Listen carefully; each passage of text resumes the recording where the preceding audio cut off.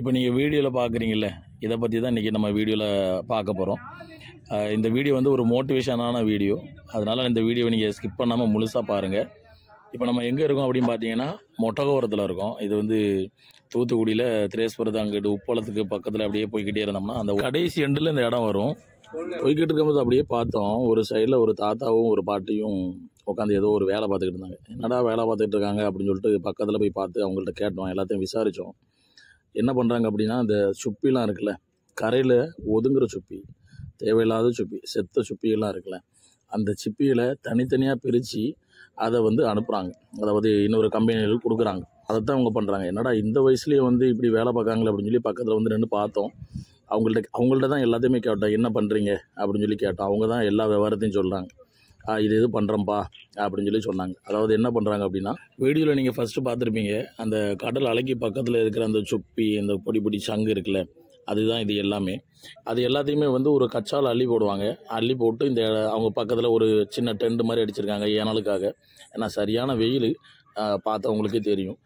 பக்கத்தில் இதில் கொண்டு வந்து அவ்வளோ சுப்பியையும் கீழே தட்டி இதை வந்து தனித்தனியாக பிரிப்பாங்க.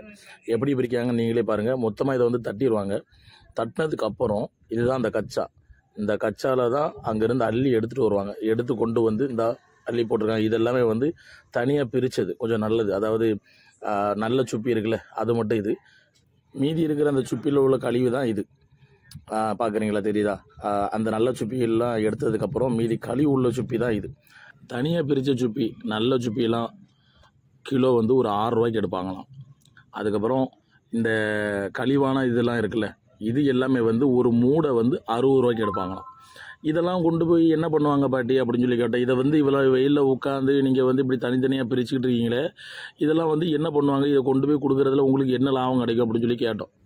அப்போ தான் அவங்க சொன்னாங்க, இல்லைப்பா, இந்த கண்ணாடியில் வந்து அழகு சாதன பொருள்களுக்கு அப்படியே மேலே சுப்பியெல்லாம் வந்து அழகாக டெக்கரேட் பண்ணி வைக்காங்களே, அது எல்லாமே இதில் தான் பண்ணுவாங்க.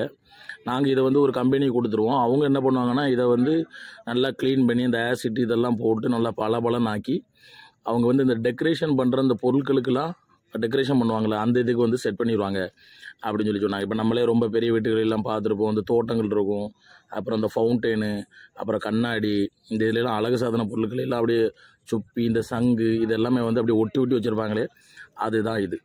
இவங்க இந்த வயசுலேயும் உழைக்கிறத பார்த்து எங்களுக்கே ரொம்ப ஆச்சரியமாயிருச்சு. என்னடா மோட்டிவேஷன் வீடியோ அப்படின்னு சொல்லி சொன்னீங்க, அதை பற்றி ஒன்றுமே பேசலைன்னு சொல்லி நினைக்கலாம். அதை பற்றி தான் இப்போ சொல்ல போகிறேன். நம்மள ரொம்ப பேர் படிச்சிருப்போம், படித்ததுக்கு உண்டான வேலைகள் இன்னும் கிடச்சிருக்காது. மனம் தளர்ந்து ரொம்ப சோர்ந்து போயிருப்போம். அப்படி யாரும் சோர்ந்து போகாதீங்க. இவங்கள பாருங்கள், இந்த வயசுலையும் கடுமையாக உழைக்காங்க.